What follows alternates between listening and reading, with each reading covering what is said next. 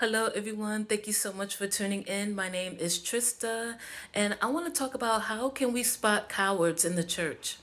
Now, I know that sounds really abrasive, but with a lot that has been happening, especially with Daystar, I didn't really watch a lot of Daystar and some of the things that has been going on because it just seemed way too cookie cutter and too perfect from it. When things just look too polished, it doesn't show like authenticity. I don't I wanted to just talk about just some of the things that has been happening with the church with a lot of exposure and just a lot of pastors that have stepped down. Tony Evans, Robin Morris, and Stephen Lawson.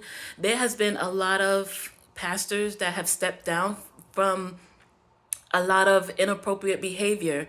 And I just want to talk about that a little bit because I came across Laura Lynn Taylor, I believe that's her name, and she has been covering a lot of the Daystar just drama that has been going on there.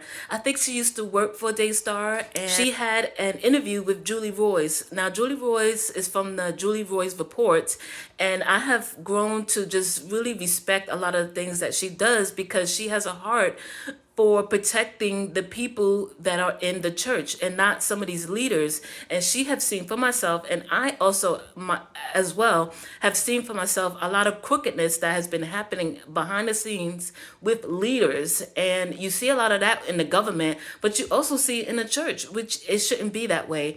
And so I wanted to just showcase this video just to arm you with how do you spot cowardness in the church, in your own church. And one of the things that I realized was that if I was not able to ask questions or even be concerned about things, then then that church is not for me. If I'm not able to ask questions even about the pastor and some of the things that I'm concerned about, like, you know what, I see the pastor doing this and I have some concerns about that. If I express myself and I'm immediately just cast aside and not paid attention to, then I do not belong at that church. And so that's just one of the things that Julie Royce talks about in this interview. And I thought that it was really wonderful. And so one of the things that I also wanted to point out in the Bible, where it talks about in First Timothy 3, the qualifications of an overseer must be above reproach. Like, just because the apostle of the land, who's very popular, said that you can be a pastor, does not qualify you to be a pastor. If you were caught cheating with your wife before or even after becoming a pastor, that is automatic. Based on scripture, that is automatic disqualification. That is automatic disqualification. And so Julie Royce talks about this in the interview, and then that is just a piece of it. But I just wanted to, just kind of talk about that and just show you guys what it looks like to have cowards in the church and why there's so much exposure that is happening in today's church, in a lot of today's churches, in black and white churches, and that is just with quotation of black and white churches, and it shouldn't be that way. Again, take a look at this interview. I'm going to post the full interview in the description box below. Thank you guys so much for watching, and tune in to the end. Yeah, and this is a beautiful thing about the internet. It used to be that the only way to expose some of this stuff is to go through the gatekeepers, right? I mean, it was to go through the magazines, the Christian media. And honestly, the Christian media forever has been doing PR for these people. They've got their back, right? So we couldn't get a lot of these stories out. And now we're seeing, because we have these venues, because there's someone that people can come to where they know, one, we understand spiritual abuse, we understand how these power dynamics work, and it's a safe place where it's not like we're going to do our job. We're going to check out what you have to say. We're professional journalists. That's what we do. We have to check it out. But if you're telling the truth and you come to us with this story, we're going to use a platform to get this information out. And again, we can bypass the gatekeepers. And this is the beautiful thing, because I used to be very much involved in, like, I worked for the Moody Bible Institute. I was on Moody Radio. And I saw how what I call the evangelical industrial complex, how everybody is scratching each other's backs. They all have some sort of financial tie to each other. And I saw how that worked. And it should work, Laura Lynn, it should work that we hold each other accountable, right? Like when we see something wrong, we say, hey, and obviously we have influence. And so you would hope that, one organization, when they see another megachurch pastor or leader of an organization doing something wrong, they say, hey, this isn't right, and hold them accountable. But we've seen the exact opposite, where instead they provide cover for them. And often because they're getting funding from them, they all get funding from each other. The publishing companies. When I was on radio, somebody published a book, we'd have them on our program. And of course, that works out really well for them, because now we're platforming their book, and then they can sell more books. And of course, the publishers love us for that. And then the conferences love us for that, because, they're doing the conferences, and it doesn't have to be evil, but the way that it's working today is there's way too much money involved, and these interests, special interests, that people, instead of calling each other to righteousness, they're beholden to each other. And so this is where now, we get all of our funding, 100% grassroots funding. I'm beholden to nobody within the evangelical industrial complex. I'm beholden to God. I'm beholden to the people who believe in our mission, and that is to report the truth and restore the church. And so that's what we're doing. And it's what you're doing. And I'm just so glad that there's independent voices out there that are directly serving God and serving the public. Amen. And we aim to have the truth told. I'm a little bit surprised at the silence right now. I'm surprised that so much damage is being done to Daystar's reputation because of the truth. It's not the lies. Mhm. Mhm. Their lies are being exposed, and the truth is coming out. And people are saying, the house of cards, Babylon, Daystar Babylon is falling.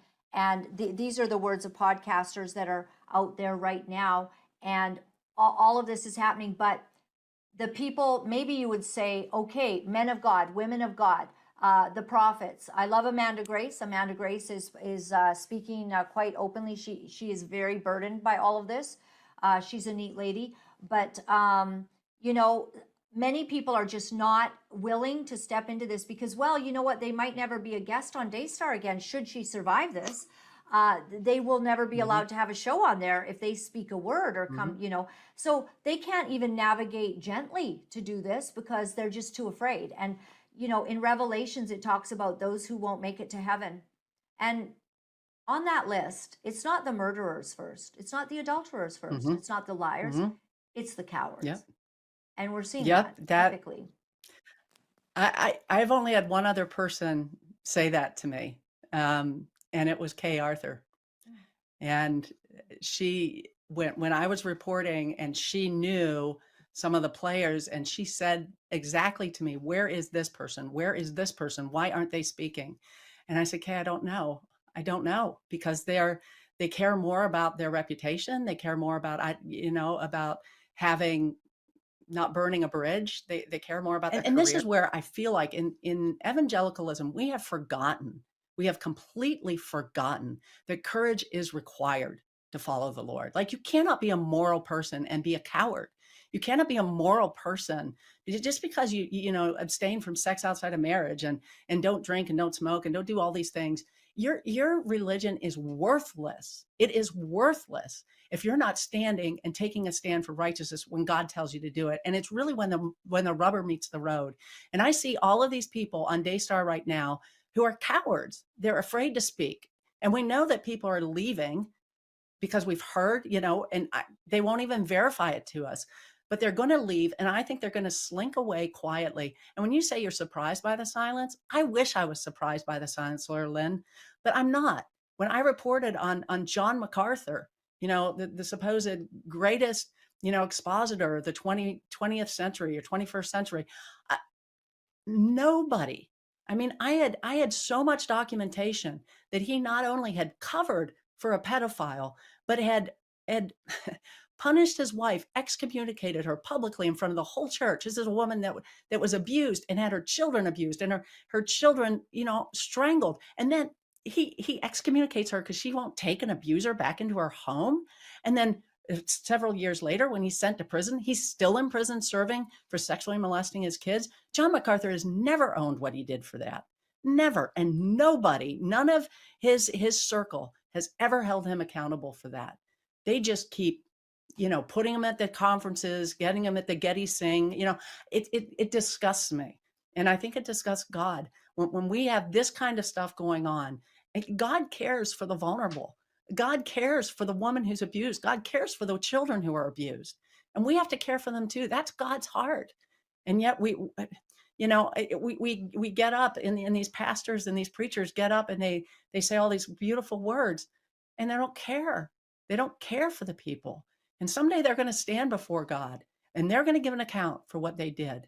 And right now they're going to give an account for being silent. I hope some of them, I really wonder if these guys have just completely seared consciences.